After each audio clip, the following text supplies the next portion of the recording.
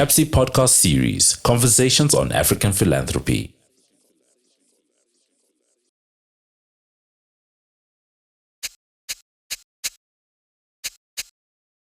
Hello, my name is Masego Madzwamuse. I am the host of the Adoye podcast series, season 2, that is part of our 2026 gathering, which is held in partnership with the Nawi Collective and the Center of African Philanthropy and Social Investment under the Adoye program. And we're bringing together a group of fabulous women, Pan-African feminists, 30 women who have come together for this writing retreat.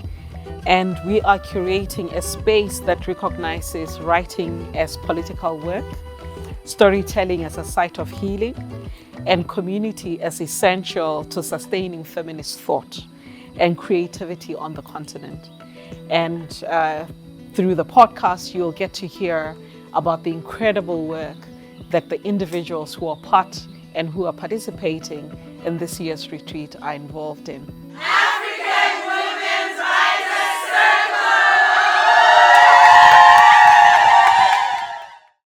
Hello, welcome back to the Adoye podcast series, season 2. My name is Masego Madzwamuse, and I am in conversations with a group of fabulous African women who are part of the African Women's Writers series. And today I am joined by Bina. And Bina, I'd love to invite you to please tell us who you are and whose you are. Thank you so much. My name is Bina Maseno. I am the great daughter of Josephine Kwamboka Machuka and Julius Maseno Osebe. Yes. And I'm also a certified active citizen in Kenya. Oh. Yes. Active certified citizen in Kenya. What does it mean to be an active certified citizen? What it means to be an active citizen for me is not standing on the sidelines or being a spectator, especially when it comes to speaking up against human rights abuses. So I became consciously an active citizen in my early 20s. And at 22 years, I had just managed to mobilize resources to go to university because my parents were not able to afford to take me to campus. And I was in my first year, and it was election year. You know, we had like a year, 2 years to elections in 2013. And I was so tired. You know, I was just a tired citizen watching all that was happening in my community. And I threw myself in the ring. I ran for member of county assembly at the age of 22, all the way to the ballot. So that particular experience exposed me to so much. I think if there's an experience that exposes you to poverty, suffering, it's actually running for office because you're doing door-to-door every day. One day you're doing door-to-door and it's a home where there's a cancer patient who can go to hospital. The other day you're being called because someone cannot give birth. The other day you're being called to hospital. You see extreme levels of vulnerability and you cannot imagine, you know? So that experience really changed who I am. Even though I didn't win the seat, it really changed who I am. And I think that is what gave birth to the organization that I run called Badili Africa. And we've tried in different ways to ensure that we leave no one behind and that every other person becomes an active citizen. So how does that look like even for us is to engage participants or people or community leaders that we always forget about. So it took time before I went back to campus because the moment I declared that I'm running for office and the moment it was confirmed that I'll be on the ballot, I lost my scholarship because, you know, when people support you and you've been home for 2 years and then now you're running for office, and the fact that politics is always synonymous with corruption, people associate politics with everything else than managing resources well, you see. So I lost the support of so many people except my mom's brother. So it was very, very hard to go back to campus. So I did graduate much later when I was 26, turning 27 for my degree. But when I did manage to go back to campus, I had to take stock of what I went through, what I saw, and what needs to change. So, for instance, it was so hard to see young women engage. All the political rallies I attended, it was very hard to see young women. Even my own friends could not attend political rallies, could not even post about political content, you see. And they're like, oh my God, if my mother sees me posting about political content, I'm just in year one, like I cannot. Wow. So it was very hard to get support even from peers, and it just shows how, especially for younger women engaging in political spaces, you're struggling with, social capital, you're struggling with access resources, you're struggling with understanding political party structures, you're struggling with safety, because it's the very, very first time you're seeing all these things and experiencing all these things. But also just not seeing people participate was a very key concern to me, because when we talk about Africa, 60% of Africa's population is young people. And I always say that of the 60%, the bulk of the 60% is young women. And young women disproportionately are disadvantaged when it comes to whether, the human rights abuses and injustices. Talk about teenage pregnancy, young women. Talk about human trafficking. Talk about sex trafficking. Talk about being paid when it comes to labor. Talk about unpaid care work.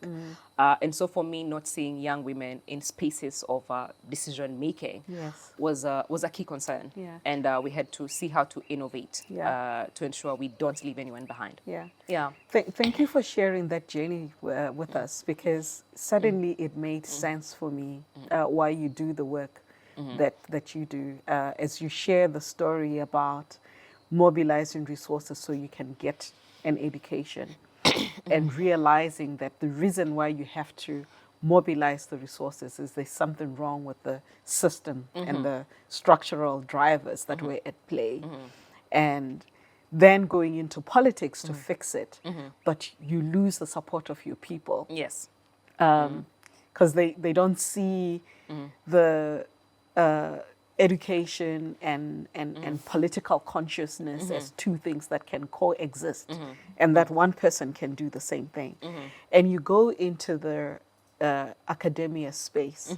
You were sharing with me in one of our conversations some of your subversive ways in which you're making political activism and political education part of the everyday. Can you tell us a little bit about that? Yeah. So in taking stock and interrogating why we're not having many young women discuss politics, governance, we started having civic dialogues at the university space. And then when we were auditing who's coming to our space, we noticed it is young women, but who are doing political science courses or who are taking international relations. And we're like, what are all these engineering students? Why are they not here? All those other students who are doing hotel management, who are doing design, why would they not come to a very serious conversation like this, And we decided to change tactic, because we did not want to speak to the converted. We wanted everyone to understand that politics and the decisions made in politics affects everything about you, you see. And for young people, the median age in Africa is 20, but the median age of a politician in Africa is 63. So it means the decisions made by the politicians as young people, you're going to live with those decisions longer than the people who are making that decision. Because if someone is making a wrong decision about climate change and they're 63, you're 20, by the time you get to 63, you have like 40 years, to suffer the consequences of climate change, because they didn't take it as a very serious matter. So we began just having glam sessions. So Glam session. glam sessions. So we See, even I'm sitting up. So what we set up like glam spots in campus. We're just like, hey, it's a civic dialogue, but you get a free makeup. A free makeover if you come to our session. And then we noticed now students would leave class, they come in line up. Others were waiting. Like if you don't have a class in between, you're just waiting for your turn. And we just noticed we had very long queues. And we're just like, okay, how about we use this as an entry point to our conversation? So then we began recruiting makeup artists and training them to understand politics and governance. And even for them, it was the very first time they're being invited in a civic dialogue because they're just about their lives, their trade. And then now you're asking them to understand the Constitution. What does power to the people mean? Chapter 1, Article 43 of the Constitution, our social rights, our right to health. Because we also wanted to ensure that the information they pick while they're glamming you, first of all, it's personal, but also it is inviting for you to understand that you belong here. Even if you have a crop top, you belong here. Because we also seem to have an image of women who belong in politics. Like, for instance, I rarely see a female politician dressed beautifully like this. It's like there are even particular colors. It's gray, it's just some dull colors, or you shave your hair. So people feel like, you know what, I can engage with politics later, and not now, or when I'm done with campus.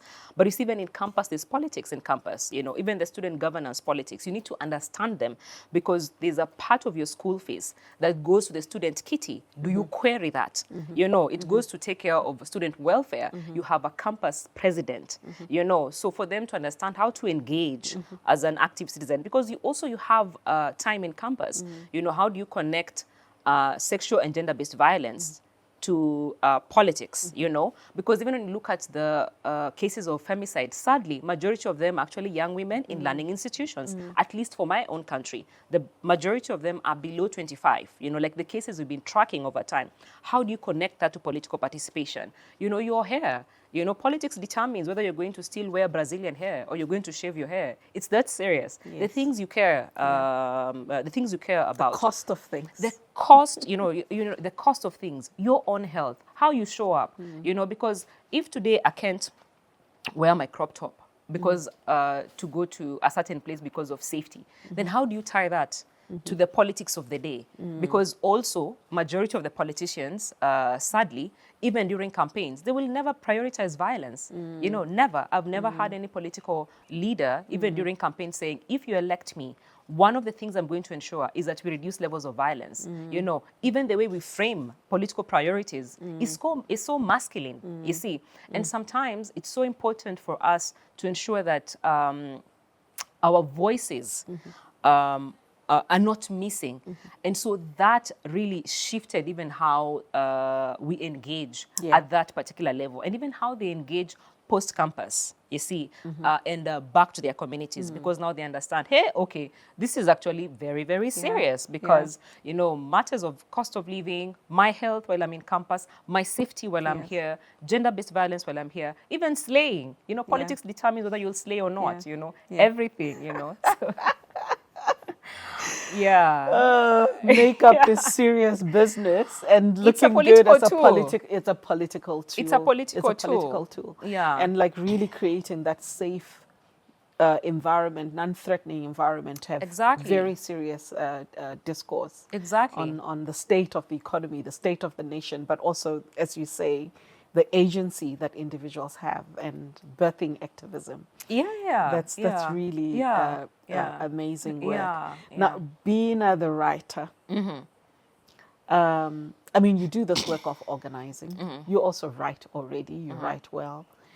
And while I am curious to learn a little bit more about what you write and why you write, I'd love to get a sense of when you got the invitation to join the African Women's Writers Circle and attend the retreat. Why did you lean into it immediately? So why I was able to lean into it immediately is because I have been sitting with thoughts in terms of what I continue to witness in the political space, but never really had time to sit and just have, either someone guide you on how to, like bring those thoughts to life or package those thoughts, or just have a thinking partner, because sometimes I feel like having a thinking partner really, really, really helps. Yes. So when I saw there was a space to write where I can just go away, because we also wear very many hats, while I'm at home, in the morning, I am a mother and a wife. Then during the day, I'm an employee. Then at 4 o'clock, I am a friend because I'm having coffee with someone somewhere. Then at night, I'm either a mother or I'm also an employee trying to finish a proposal. There, like that is the cycle always. And there never seems to be time to just sit with my thoughts on one thing and say, you know what, this thing is as important as the other aspects of what I'm focusing on. And so when I saw this, I was excited because for me, I've been writing about the submerged power of women political mobilizers. That women are not missing in politics and political participation, but they are systematically confined to political labor and excluded from political power.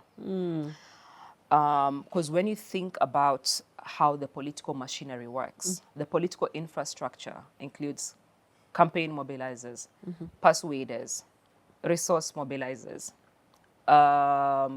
political party gatekeepers. But when we talk about women's representation in politics, many a times we just look at it from the point of women who are running for office, but not how women are participating in the political arena.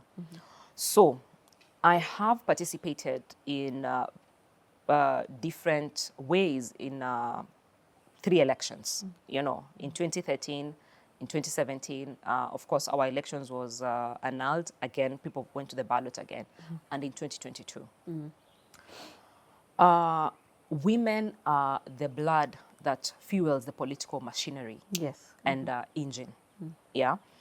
But you see, women's labor is always extracted during politics. It's extracted. And their bodies absorb a lot of violence. But even when we track violence against women in politics, we look at it from the candidate. But by the time you touch a candidate, you've probably hurt like 20 women by the time you get to the candidate themselves. Because even in the communities where candidates go to campaign, by the time they arrive there, you've already told them whether the ground is hostile or not. By the time you're telling them it's hostile, it's because it's hostile to you first as the mobilizer or as the campaigner. So I've been able to see women die as collateral damage. And I've sat and I've listened to politicians who talk about bodies as collateral damage. I've watched women die in campaigns. And I've never even seen a political party release a statement and say, oh, we lost our campaigner, or we lost our mobilizer. But they release a statement when a political candidate is touched. And so I began tracing and tracking how women participate. And I've been tracking that over time. I've spoken to campaigners, organizers, persuaders, of different politicians, from the presidency to the gubernatorial position to the MCA position. And you see, in as much as women participate within the campaign infrastructure, after elections, their voices are erased, you see. In fact, anytime I talk to people, I always tell them, it's not candidates who win, it's brokers. It's persuaders who win. Because if you're able to hire or work with campaigners who are able to persuade people. Who, like it is your people that cause you to win. So it's just not really candidates who win, And so for me, this particular space allows me to sit and explain the political machinery, but more importantly, think through how to reclaim the political machinery for women. And you're using the power of the pen. I'm using the power, I'm using the, I'm using the power of the pen. The might of the pen, yes. The might of the pen, because the behind the scene has contributed to what we see in front of the scene. But, sometimes most of these spaces keep on recruiting women into harm. Our bodies, are spaces of, contestation. You're absorbing violence, but no one will ever see it because they're using a different frame to see that particular violence. So I'll give you a quick example. Yeah. So in the last election, we were tracking violence against women, political mobilizers, and campaigners. And the cases were insane. So, for instance, we had this one woman, and she defected from political party X and was going to campaign for political party Y because, of course, maybe political party Y was able to persuade her to join their campaign, and maybe they had better benefits for her, which, of course, are usually breadcrumbs, Yes. So because she's very popular in the community, because like I said, political parties, candidates, they leverage women's networks, but they will never recognize that. They will never guarantee you safety, even when they leverage those networks in the community. So they, and it's interesting because even when they map the networks and how they approach you, so they approach this woman because she's very popular in the community, has very vast networks in the community, and they manage to persuade her to join another party. And you know how in the communities, we like belonging to parties. There's a way even the supporters of the party feel like you are betraying us. What do you mean you're going to, they want to punish you for betraying the party and the party leader. Yeah. So for her, she's like, I think this other president is going to win. So she moves to the other party and began campaigning. And you see, the thing with that is when you're campaigning, every day you're doing door to door, you're wearing the T-shirt of the party you now represent. So even if it's an environment that is dominant or popular for the other party, you're risking your life every day because you're trying to recruit people to understand where you're moving to that side. And so on this particular day, she was going to receive the candidates that she's been campaigning for. And so, you have to do so much because you have to show the candidate your power, your ability to mobilize votes. But then the supporters of the other party had planned on how to punish her for being disloyal to the party because she had been in this other party for 15 years, Yeah. And so because they knew that anytime you go to campaigns, and especially when you get near the candidates, they check everything. You can't carry a stone, you can't carry a gun, you can't carry a knife because the cops are checking you out. So these people decide they want to hurt her, but they need a weapon to hurt her with. Yes. Yeah. And if they carry these other weapons that we know as political weapons, they will be seen, and then they'll be evacuated from the scene. So what do? They buy a razor blade so that they can disfigure her face. Because who checks a razor blade? Yeah. Half the time you probably have a razor blade and a nail cutter in your purse. And you always, even in hotels, a hotel can't even pick a razor blade as a weapon, but they can pick like scissors or a knife, And so they just hold a razor blade, they just wrap it in a tissue and they hold it in the hand like this. And they're like, you know what? We know very well she's going to pass here. And when she does that, we either cut her face or her bum. And they say those comments in politics lightly, but they mean it. They're just like, you know what? The bum takes time to heal and the face. They say it lightly, but they mean it, And that's what they do. They plan to hurt her that way. And I had never thought about a razor blade as a a tool to harm people in a political arena. And while it missed her, it cut someone on the back. Yeah. But you see, because the person who was cut in the back is not a candidate, the political party refused to take care of her. And then now we have to take care of it. You have to take them to hospital. Because they're just like, who is that? Our mobilizer? They don't care. So I think for me, what I've been able to witness over time, this space has allowed me to sit, reflect about the anatomy of winning an election, explain the machine, and reclaim the machine. Yes. Yeah. Wow, Bina. And with your power, you're a social observer, you're a social commentator, and you've got this really sharp political, analytical lens that you bring to the work. Clearly the mobilizing work that you do, but also writing and excavating these stories is quite critical for the space in Kenya. And also it's a tool, an approach that can be taken to other places, because as you say, the violence and the collateral damage that goes unseen and undocumented always it takes place in different spaces. Yes. two questions as we wrap up. The first being, what have you enjoyed the most in the retreat? Has there been an aha moment for you? And the second question is, what are you looking forward to as we step into the new year? So there's been an aha moment for me, especially when it comes to integrating care and how sisters care for each other. I think that is something I am especially taking to the community. Yes. Because I find that, especially in the informal settlements I work in, there's a way we look at rest sometimes as being lazy. You know, like it's just like you need to rest, you know, and especially because even most families that we work with, majority of them, because of where we find ourselves in terms of economically vulnerable, you can't even afford a house manager. But still, them just taking time to rest, to sit, you know, and when we invite them into our space, you know, you're always thinking, oh, I only have 2 days to do this workshop.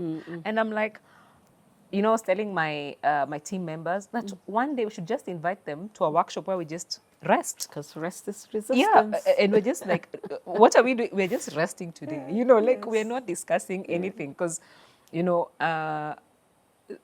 in the community we work with women in Stockville's and women in salons. Yeah, and you can imagine even when you're in the salon, you're always standing plating half the day. You're plating, you know, and then when you go home, that's it. The next morning again, you're either plating. Like it's hard to even find them when they're, you know, resting unless there's no client. Yeah. But then for me, I just sat here and I thought, being rested, even the fact that I have been waking up when I'm done with sleep. Like I slept and now I'm just like, I can't sleep no more. Let me wake up. I think better with clarity. I'm not waking up to take a child to school. I'm not waking up to rush somewhere. I'm actually waking up to just think about my writing. You know, like I'm focused. I'm like, I'm just thinking about this one thing. Yes. You know. Yes. So I was telling them, no, we have to be very intentional. Yes. To integrate rest as a form of resistance, and also to look at the community structures in the community and co-create with them what rest looks like, so that, you know, you don't prescribe sleep and maybe to them rest is the fact that when we're in the Stockvilles we are able to laugh together, but I'm like, how are we intentionally you know, integrating this form of rest even while we are here, even whether it's in the market? What does that look like? Does it look like saying, I'm going to just close my shop from 12 to 2 because I deserve to sit while I am eating. Yes. I don't need to be eating while I'm cutting vegetables. I'm eating while I'm serving someone. Like, what does that look like to you? But to literally talk about it. Like, what does this look like? You know? So that's something that I'm taking back for sure. And I think the second one is just talking to different sisters has been so enriching, you know, it has been so enriching, you know, different perspectives from the different sisters, different ways of looking at things, allowing yourself to be served, you know, allowing yourself to learn something different, even about the work that you do, and someone asking you questions, have you thought about this? And what do you think about this? And someone just taking time to enrich your, you know, to enrich your work. I think I'm just living here with some sisters. I'm like, no, you're my sister by force. You're my sister. I said you're my sister. That's it. By force, by fire. You're my sister. Yeah. If you don't want to be loved by me, I have enough love for both of us. When your love ends, we can share mine. I love that. Yeah, when yours ends, we can share mine. Because I have enough for both of us. Yes. So you're not going anywhere.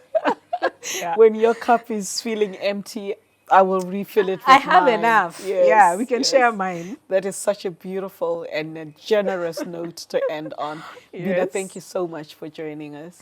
Thank you so much for having me. And this is the Adoye podcast series, brought to you by Nawi Collective. and the CAPSI Center at the university, the Wits University. And my name is Masego Madzwamuse. Thank you. Thank you, Bina. Thank you. Thank you so much for having me. You've been listening to the CAPSI podcast series, Conversations on African Philanthropy.